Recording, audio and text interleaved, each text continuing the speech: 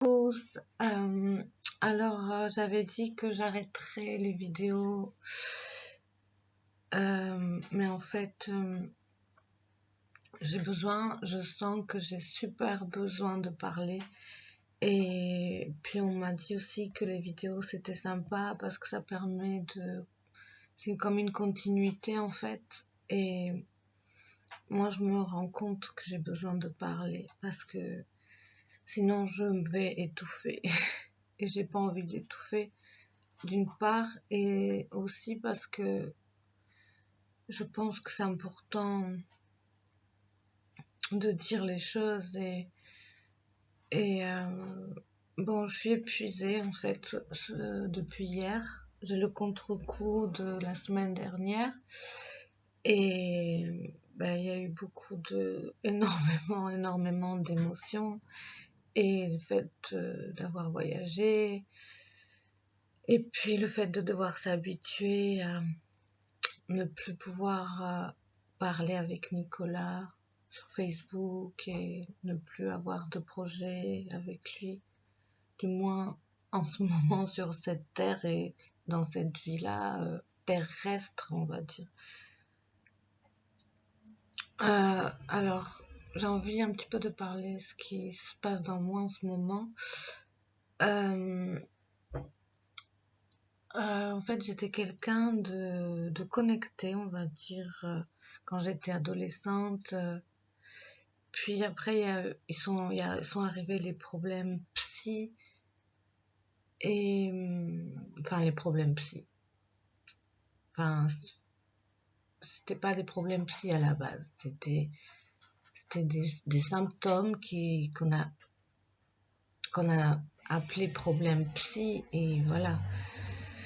Donc du coup, je me suis un petit peu coupée beaucoup de tout ça, du monde invisible, on va dire, parce que j'avais tellement peur de retomber dans une folie, dans le fait d'être considérée comme folle, et je me suis accrochée à tout ce qui était beaucoup matériel, mais sauf qu'en fait, il me manquait une grosse partie de moi-même, du coup, j'étais pas moi-même à ce moment-là. Et petit à petit, je me suis récupérée, ça a mis des années et des années et des années, et la rencontre avec Nicolas, en fait, on va dire que ça a fini de me révéler à moi-même, parce que c'est avec ces vidéos que j'ai pu accepter qui j'étais, sans peur, enfin, en enlevant la peur petit à petit.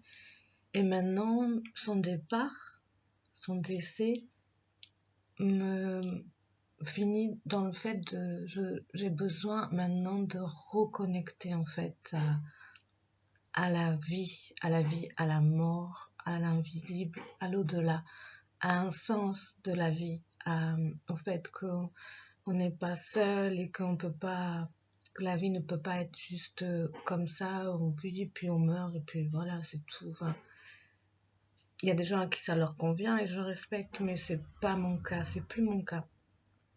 Et quand j'étais déconnectée de tout ça, j'étais pas vraiment moi-même. Il me manquait une partie de moi que je suis en train de récupérer. Alors c'est assez bouleversant parce que l'occasion est pas rien, et pas simple. Mais je me rends compte, en fait, depuis que Nicolas est décédé, je suis plus, enfin non, pas plus, c'est pas vrai, mais je suis autant là, autant de l'autre côté que de ce côté, en fait. Et je pense que ça arrive souvent quand il y a un décès de quelqu'un qu'on aime beaucoup. Je sais pas, oui, je peux pas, non, je guette pas les signes de Nicolas, mais je suis avec lui, quoi. C'est, et je trouve ça normal, en fait. Je trouve ça normal. Après, on va dire, je réapprends tout. J'y connais pas grand chose, surtout quand on a pendant des années renié tout ça. Donc, maintenant, je parle avec des gens avec qui avant je parlais pas. J'ai des conversations que je me refusais d'avoir. Et, en fait, je me rends compte que je me sens très bien là-dedans et que je comprends plein de choses.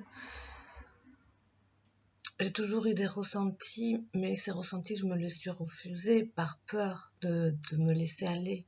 Et maintenant, je ne demande que ça. Je prie la vie, je prie tout pour que, pour que je, pour que je puisse avoir des signes et des messages.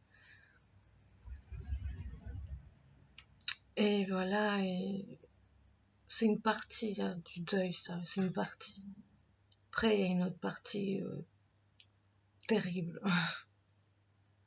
Et des fois, je suis très sereine parce que je me sens complètement connectée et que je le sens, je l'ai déjà senti, Nicolas. Vraiment, réellement, très fort. Parce que, en fait, c'est très simple, Nicolas, abandonner ce corps qui le faisait souffrir. Mais, mais son âme, on peut l'appeler comme on veut, la vie à l'intérieur, cette magie à l'intérieur de lui, ce que nous, on a ressenti de lui en dehors de son corps. Parce que maintenant, le corps, c'est des habits en fait. C'est comme on met un habit et puis on l'enlève. Mais l'intérieur, c'est l'intérieur qui compte. Et ça, je m'en rends compte énormément maintenant. Au début, je voyais les gens et je les voyais avec leur corps et je les voyais déguisés en fait. Ça, c'est les premiers jours du dessin Nico. Maintenant, c'est passé, mais on est vraiment, c'est quelque chose. Enfin, c'est juste une apparence et ça cache ce qu'on est vraiment. Et donc, quand on voit une personne et qu'on l'apprécie, c'est pas l'enveloppe qu'on apprécie, c'est l'être en la personne, c'est l'être essentiel.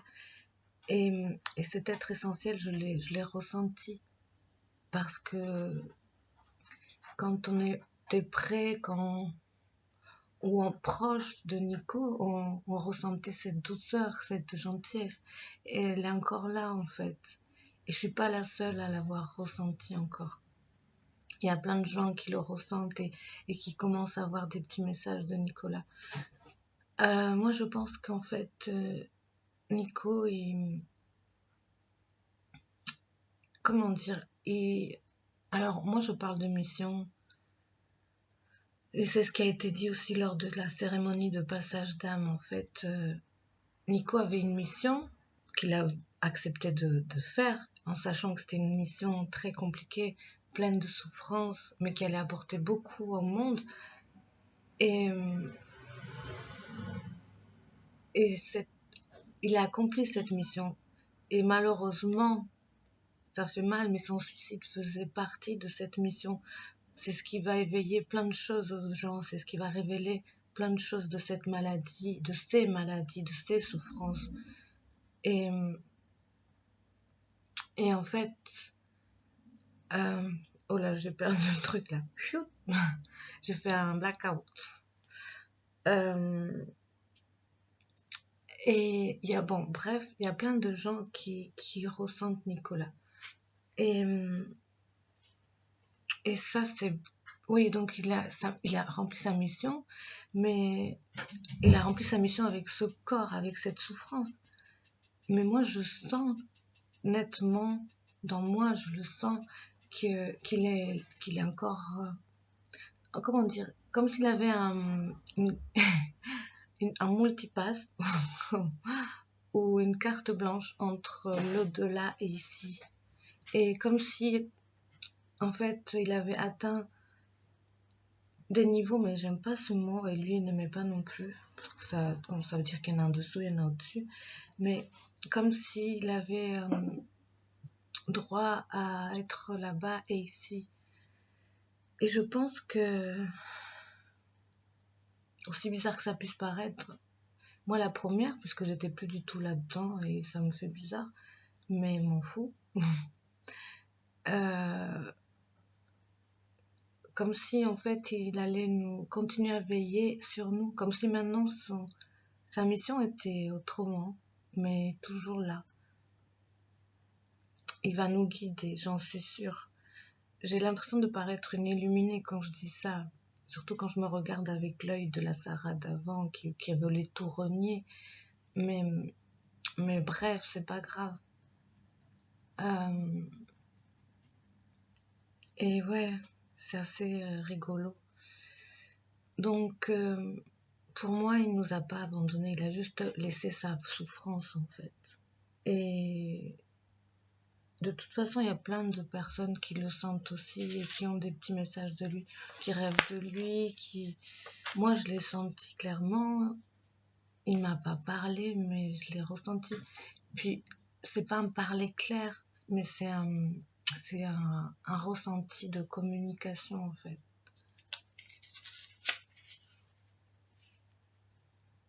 Et, euh, et je trouve ça génial, en fait. Donc, en ce moment, je veux lire beaucoup de choses pour comprendre l'au-delà, pour comprendre l'ici.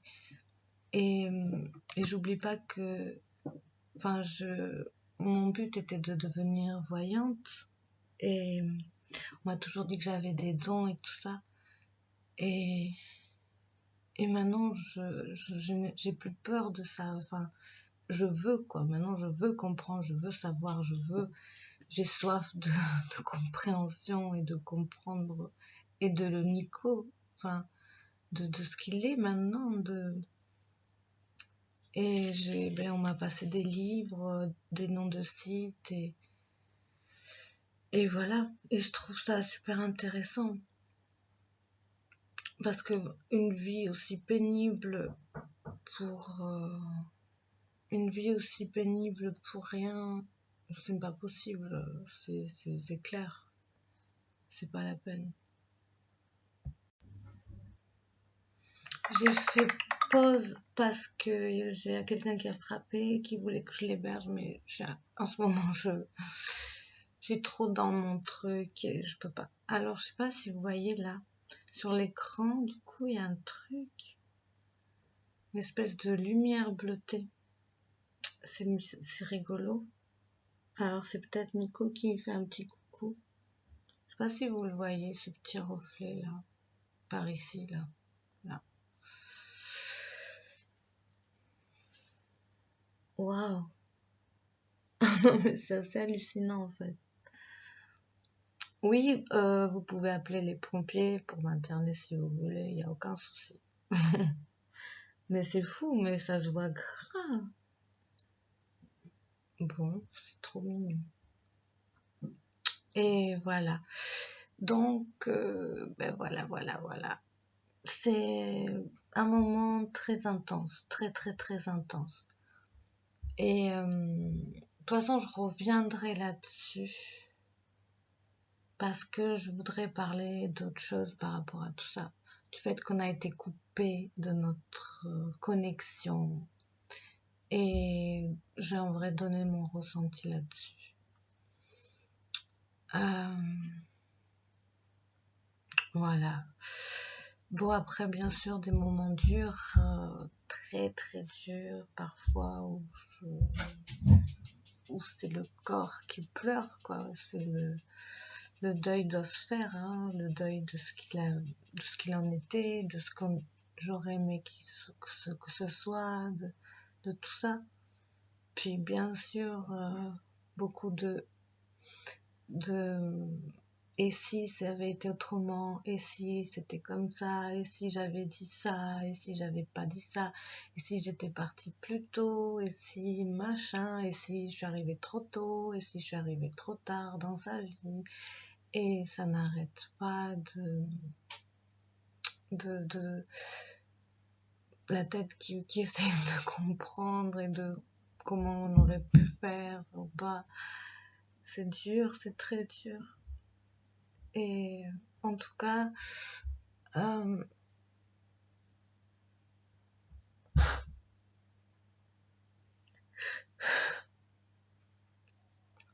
je suis vraiment heureuse de tous ces gens qui sont autour de moi et de Nico. C'est des gens, vous êtes tous adorables.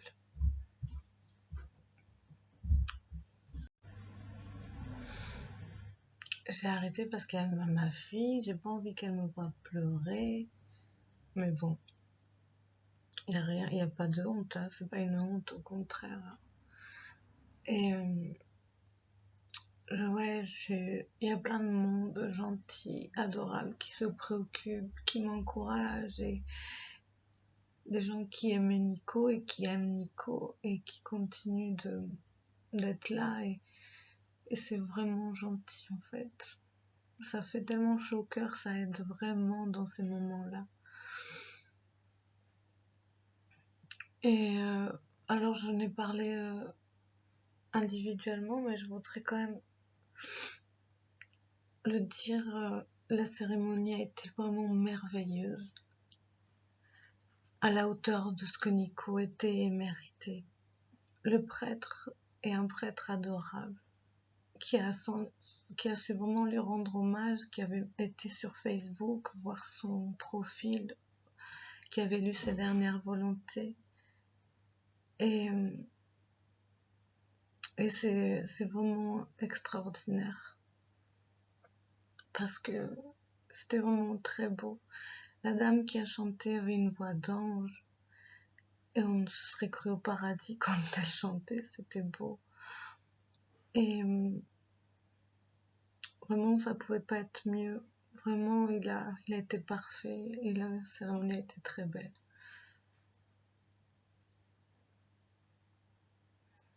Et voilà.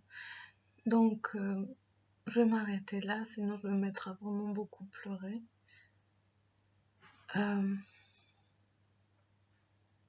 Je voulais remercier tout le monde qui est venu et ceux qui sont pas venus et qui ont pensé très fort à lui. Et merci à tous d'être là. Et il faut qu'on reste fort et unis, vraiment, plus que jamais. Et après, moi je me pose beaucoup de questions en ce moment, en quoi faire, comment faire pour la suite. Mais en tout cas, je vais pas rester les bras croisés, c'est évident. J'ai pas envie de mettre de la colère dans ce que je vais faire, mais j'ai pas envie de pas en mettre. C'est ça, c'est ambigu en fait. Et de toute façon, je referai des vidéos parce que, comme je disais, c'est une façon de dire et d'exprimer. Sinon, je vais m'étouffer vraiment. Et de rester en contact avec vous et avec Nico aussi. Vraiment, c'est important. Et toujours ce reflet vert. Je sais pas si ça se verra après, mais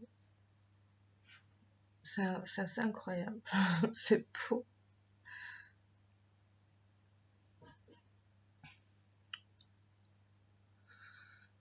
Ça me rappelle quand il mettait son pull bleu turquoise magnifique. En tout cas, je vais continuer à chercher des réponses dans l'au-delà. Ça, c'est évident. Je vais chercher Nicolas. Enfin, pas le chercher, je vais le trouver. Parce que je sais qu'il est là et je sais qu'il a encore des choses à dire pour la suite du combat. Et voilà. Purée, mais c'est fou, avec ce reflet, je le vois. C'est incroyable. Je vous souhaite une belle fin d'après-midi. Et merci vraiment à tous. Merci d'être là. Et surtout, on lâche rien. Surtout, on lâche rien. On continue. Passez une belle soirée.